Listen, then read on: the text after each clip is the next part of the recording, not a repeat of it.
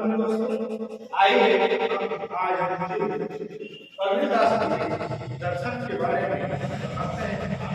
आत्मा का संसार, इसके बारे में के जो जीवन परिचय है या जीवन के बारे में जब तक हम जाने ना तब तक ये दर्शन को बारे में जानना, थोड़ा कबीरदास का जीवन परिचय या उनके जीवन के बारे में जानना चाहिए। जैसे कहा जाए कि कबीरदास जी एक ब्राह्मणी के गर्भ से इनका जो पालन पोषण हुआ था जुलाहे में हुआ था। और कबीरदास जी के जो गुरु थे वो रामानंद, क्योंकि रामानंद जो गुरु थे ये निर्गुण और सगुण। रामानंद जी राम साक्षात संबंधित हैं, लेकिन वो निर्गुण और सगुण उनके दोनों तरह के शिष्य थे। उसी शिष्य में कबीरदास जी थे।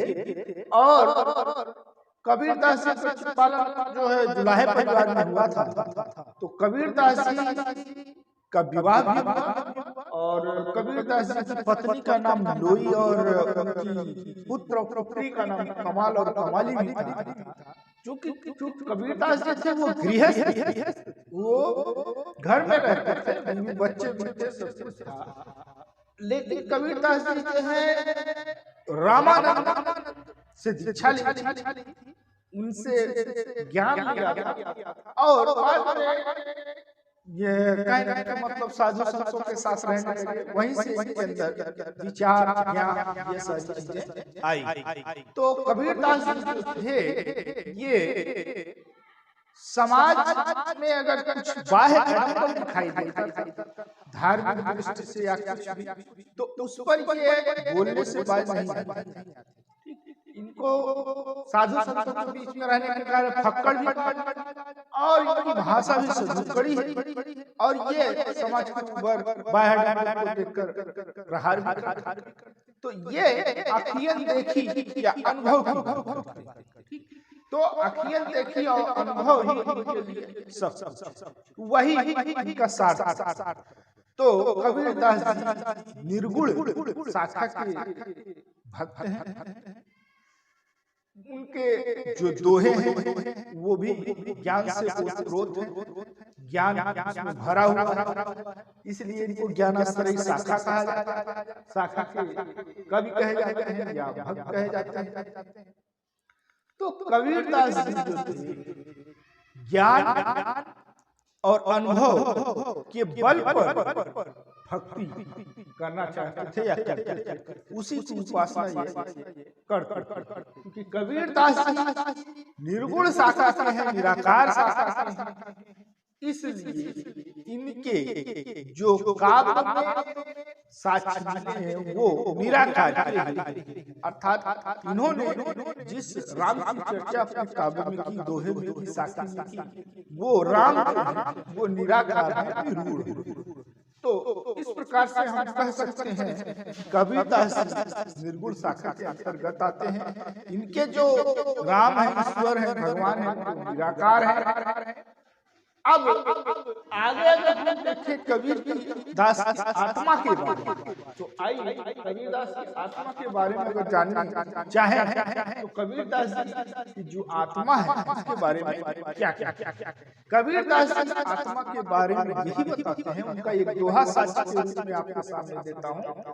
जल में कुंभ में जल है, बाहर भीतर पानी, फूटा कुंभ जल जल समाना, यह तत्व कहा ज्ञानी। अर्थात कबीरदास जी ये बताना चाहते हैं कि जो आत्मा है वो शरीर के अंदर जल, अर्थात जो हमारा शरीर है वो घड़े के रूप में है और जो आत्मा है वो जल के रूप में है और जो बाह्य संसार वो तालाब के जल के रूप में है।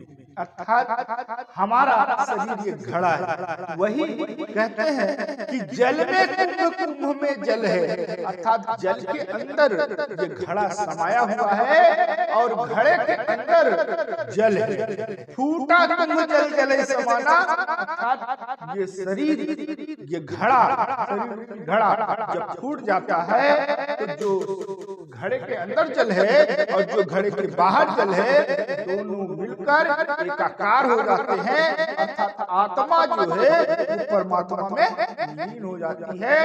इस प्रकार से आत्मा और परमात्मा एक घटक में अलग है, लेकिन जब वो मिलते हैं तो एकाकार हो जाते हैं। उसमें आत्मा परमात्मा का कोई पहचान नहीं हो पाती। यही कबीरदास जी बताना चाहते हैं कि आत्मा जो है वो परमात्मा का ही अंश है। ये आत्मा निकल करके जब आदमी मर जाता है, निकलती है तो परमात्मा में जाकर के मिल जाती है। यही कबीरदास के आत्मा का स्वरूप है। तो आइए हम कबीरदास की दर्शन में परमात्मा के बारे में देखें कि कबीरदास जी अपने दर्शन में परमात्मा के बारे में क्या बताते हैं। तो कबीरदास जी परमात्मा के बारे में ये बता रहे हैं कि जिस प्रकार से एक दोहा आपको एग्जाम्पल देते हैं, उनका साक्ष्य देते हैं दोहे के रूप में कि कस्तूरी कुंडल बसे, कस्तूरी कुंडल बसे मृग ढूंढे बनमाय, ऐसे घट घट राम है दुनिया देखे नाहि। ये उदाहरण परमात्मा के बारे में बहुत सटीक है और उसका यही एक साक्ष्य है कि कस्तूरी कुंडल बसे, कस्तूरी एक बहुमूल्य वस्तु है, सुगंधित वस्तु है जो हिरण के नाभि में पैदा होती है, वो भी नर हिरण के नाभि में पैदा होती है। ये बाजार में बिकती भी है, लोग इसको खुशबू के लिए इस्तेमाल करते हैं और ये बहुमूल्य यानी बेशकीमती कीमत से खरीदी जाती है। अब बाजार में कहाँ मिलता है नकली असली, इससे नहीं मतलब है, लेकिन ये आप जानिए कि ये जो कस्तूरी होती है नर मृग के कुंडल माने नाभि में पैदा होती है और उसमें इतनी खुशबू रहती है कि वो जो हिरण है उस खुशबू को प्राप्त करने के लिए जगह जगह उसको तलाश करता रहता है, यानी जंगल में दौड़ता रहता है कि ये खुशबू आ कहाँ से रही है, जबकि वो खुशबू उसके नाभि से ही निकल कर आती है। इस तरीके से वो उसको तलाश करता रहता है। फिर आगे लिखते हैं ऐसे घटी घट, फिर कहते हैं कबीरदास जी कि ऐसे घट घट बने जगह जगह हर शरीर में हर जगह ईश्वर उपस्थित है, लेकिन दुनिया देखे ना, दुनिया उसको नहीं देख पाती है। जिस प्रकार से हिरण उस कस्तूरी को नहीं देख पाता है। तो अब यहाँ जो परमात्मा के बारे में ईश्वर ने बताया है वो यही बताया कि जिस तरीके से कस्तूरी मृग के नाभि में होती है, लेकिन मृग उस कस्तूरी को नहीं पाता, अर्थात उस कस्तूरी को पाने के लिए वो जगह जगह जंगलों में दौड़ता रहता है, उसी तरीके से ये जो ईश्वर है ये निराकार ईश्वर जगह जगह उपस्थित है, लेकिन इंसान जो है उसको प्राप्त करने के लिए जगह जगह जाता रहता है। अर्थात वो मंदिरों में जाता, तीर्थ स्थानों में जाता, मस्जिदों में जाता, हर जगह उसकी तलाश करता रहता है, लेकिन वो वहाँ भी उसको नहीं पाता, जबकि ईश्वर जो है हर घट में समाया हुआ है, हर इंसान के पास है, हर जगह उपस्थित है, उसको कहीं और दूसरी जगह तलाशने की जरूरत नहीं है। इस प्रकार से हमने देखा कि कबीरदास के परमात्मा का जो स्वरूप है वो इस निकल करके आता है कि ईश्वर हर जगह उपस्थित है, ईश्वर को तलाशने की जरूरत नहीं है। अगर तलाशना है तो अपने आप में देखो, अपने आप में ज्ञान से इस्तेमाल करो, अपने आप को सोचो, तो उस ज्ञान के माध्यम से आप उस परमात्मा तक पहुंच सकते हो। ये कबीरदास जी परमात्मा के बारे में बताते हैं। तो आइए अब तीसरी तरफ देखें कि जो हमारा ये संसार है, कबीर के दर्शन में संसार के बारे में कबीरदास ने क्या बताया। वो संसार के बारे में बताते हैं, देता हूँ, माया महाठगनी हम जानी, बरबस फांस कर बोले बोले मधुर बानी।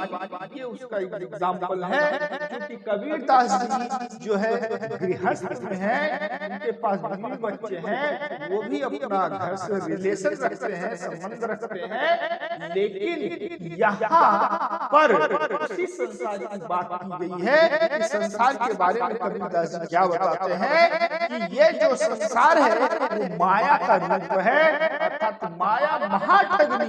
ये जो माया है, ये संसार है, ये महाठग है। ये क्या करती है?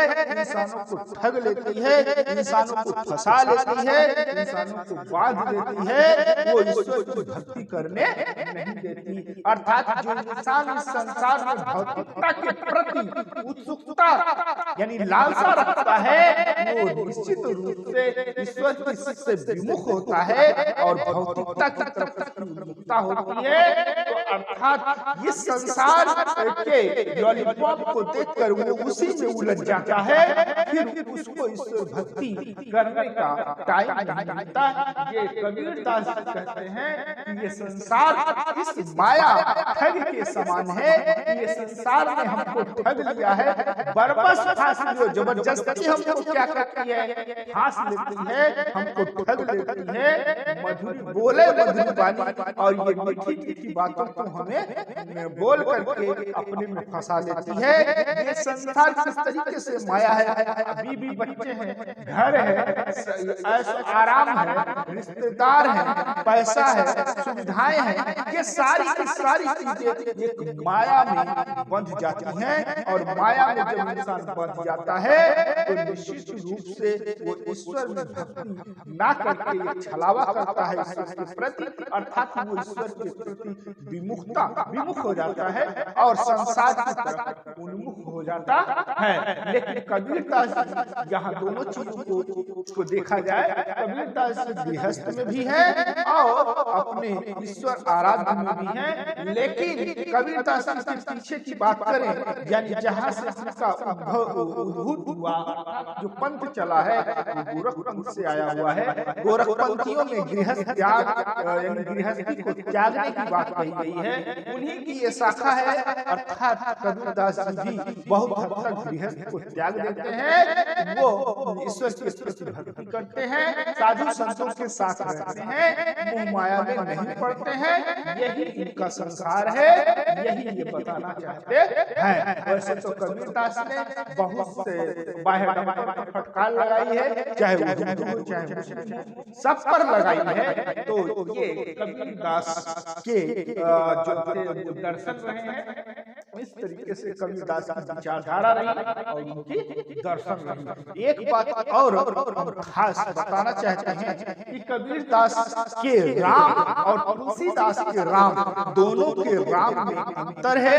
कबीरदास के जो राम है वो तुलसी के राम नहीं है, क्योंकि कबीरदास जी के जो राम है वो निर्गुण शाखा निराकार शाखा से संबंध रखते हैं। अर्थात जो कबीरदास के राम है वो निराकार है, निर्गुण है, और वही तुलसीदास जी के जो राम है वो वास्तव में दशरथ के पुत्र राम है, वो अवतारी विष्णु के अवतारी राम है।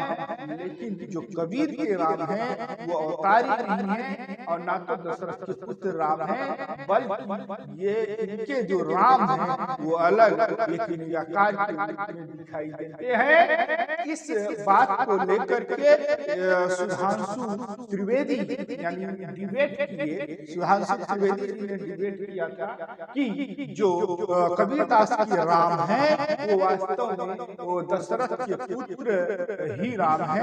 जब हर आदमी जानता है या साहित्य पढ़ने वाला जानता है कि जो वहाँ राजा राम भरतार करके आया है, यानी दुल्हनिया गाओ मंगलचार, हमरे घर आए हो राजा राम भरतार, यहाँ राजा राम भरतार कहने से उन्होंने यानी सुधांशु त्रिवेदी ने यही कहा कि जो दशरथ के पुत्र राजा राम है उन्हीं की बात कबीरदास जी करते हैं। लेकिन ये बता बता दें कि वो मालिक, वो परमात्मा जो है उसको भी हम राजा कह सकते हैं।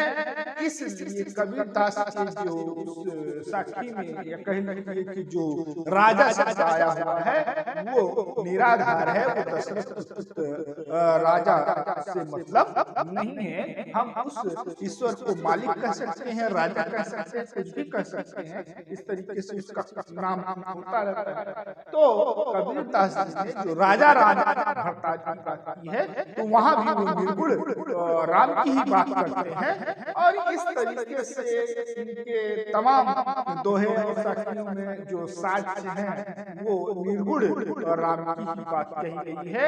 इसीलिए इसको निर्गुण पंथ शाखा का कवि या भक्त कहा जाता है। ये अच्छे से हमें जानना चाहिए, इसको किसी से तोड़ मटोड़ करने की कोई जरूरत नहीं है।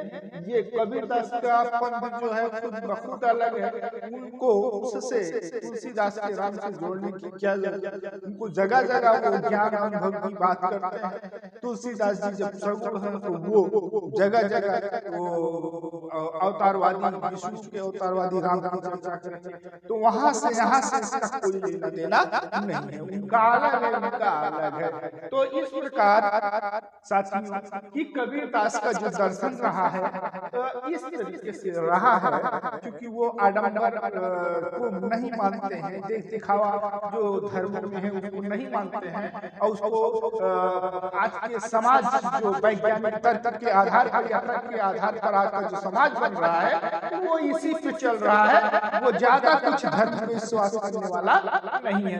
उम्मीद है कि आगे चलेगा, क्योंकि मानने वाले तो बहुत सारे हैं जो तर्क से खंडन कर देते हैं कि धर्म ये चीज नहीं, ये चीज नहीं, ये चीज नहीं। तो इस तरीके से आज का बहुत ज्यादा से ज्यादा लोग इस तर्कवादी समाज में आ गए हैं, विचारधारा के रूप में, पंथ के रूप में नहीं। तो इस प्रकार में आप समझा कि कबीर की आत्मा, परमात्मा और संसार क्या है। तो आइए अब देरी न करते हुए हमारे चैनल को सब्सक्राइब, लाइक और शेयर कीजिए। धन्यवाद।